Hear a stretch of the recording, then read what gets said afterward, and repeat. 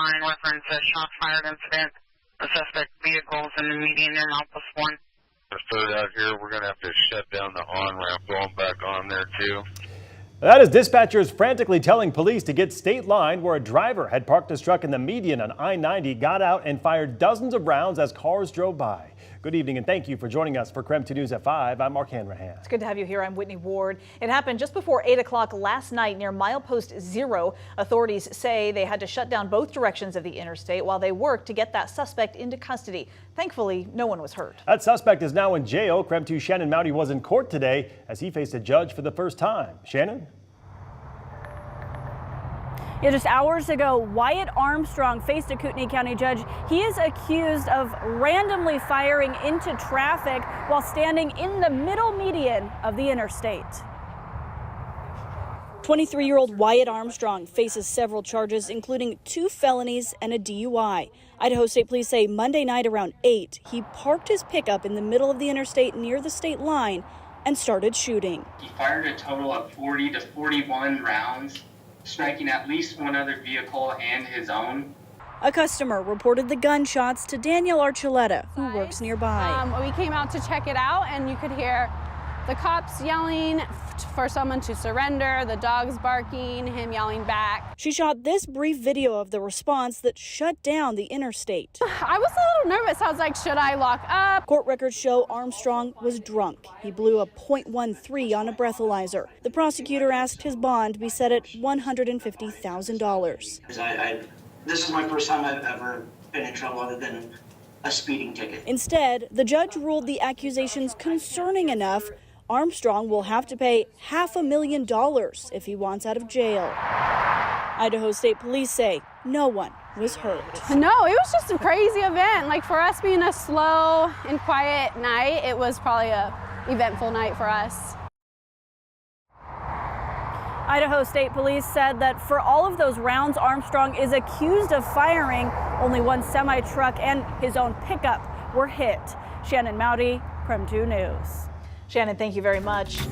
New tonight, a federal judge has blocked the largest supermarket merger in history. That ruling means that the Kroger-Albertsons deal is now on hold. In 2022, Kroger has proposed a $25 billion purchase of Albertsons. Since the announcement, the merger has been strongly opposed by consumer groups who were concerned about the potential store closures and increasing prices. The FTC sued to block the deal in February, and several states, including Washington, challenged the merger.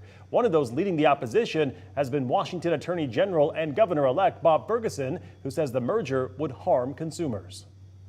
I conclude that Washington's Consumer Protection Act prohibits the proposed merger of Kroger and Albertsons because the effect of that merger may be to substantially lessen competition in Washington. Also today, a Washington court ruled that the state's Consumer Protection Act prohibits the merger from happening. The FTC, Kroger, and Albertsons did not respond to a request for comment on today's rulings. All right, taking a pause now from the headlines, talking about the forecast now, kind of stuck in this stagnant weather pattern. We're all just kind of wondering when we'll ever break out. For the answer, let's get right to Chief Meteorologist Jeremy the Good. Jeremy, I did see a sliver of sunshine today, and it was actually quite nice. Yeah, I hope you enjoyed it, because tomorrow offers none of that. I know, I'm sorry. Tomorrow it looks like we have clouds in addition to some of that fog. We will still be under our ridge of high pressure, so the fog stays present, and we're going to slide a little bit of cloud cover over the top of it, so it's a double whammy through the day.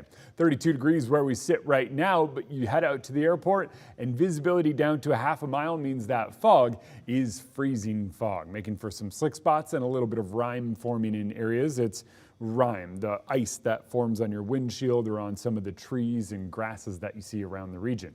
We are now down below freezing, pretty widespread across the inland northwest, so any of the fog that forms tonight is likely going to be that freezing fog. And with a ridge of high pressure overhead and moisture still prevalent in the low levels of the atmosphere, it is very, very likely that we wind up seeing another round of fog to start the day tomorrow.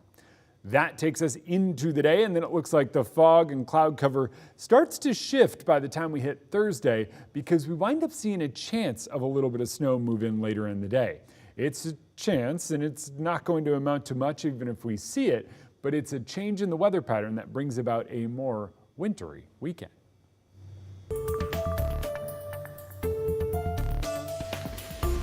doing, and it's completely out of touch, and an insult to the intelligence of the American people and its lived experience. That is a suspect accused of shooting and killing the United Healthcare CEO as he was shouting to reporters outside of a Pennsylvania courthouse today. He was led inside to face extradition to New York. Luigi Mangione is now facing murder charges following his arrest at a McDonald's in Pennsylvania yesterday. Authorities now working to get him back to New York where that shooting took place. CBS's Jared Hill has more on this unfolding case against him. And completely out of touch. 26-year-old Luigi Mangione shouted to news cameras as he was led into his extradition hearing at the Blair County Courthouse. He's charged with murder and other offenses in connection with the brazen shooting death of United Healthcare CEO Brian Thompson in the middle of New York City. Oh, yeah, we pled not guilty, at least to the charges in Pennsylvania. Like I said, I'm not aware of any actual charges in New York.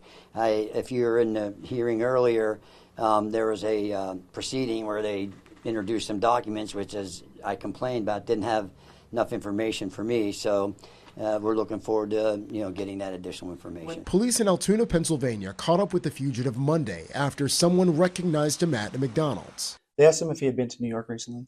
And he responded nervously. He was very nervous. Anna Schechter with the CBS News Crime and Public Safety Unit says charges were filed swiftly based on the evidence recovered on Mangione. He had the same fake ID that the person of interest used to check into that hostel on the Upper West Side of Manhattan. He also had a ghost gun that was capable of firing 9mm rounds. He also had those 9mm rounds in his bag. Casings from those 9mm rounds were found here at the crime scene last week.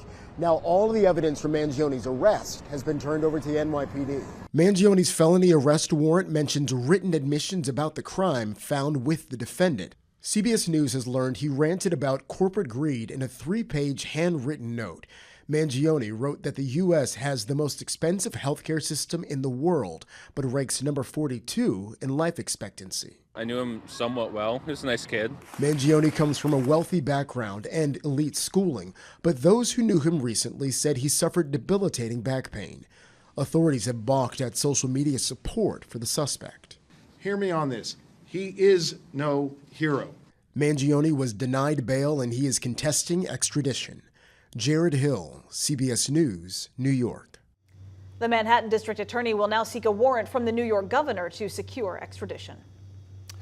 Some sad news about Spokane native and Cubs Hall of Famer Ryne Sandberg. He announced this morning that his prostate cancer has returned and spread to other organs. Sandberg had said back in August that he was cancer-free. He says the relapse will mean more intensive treatment as he continues to fight the disease.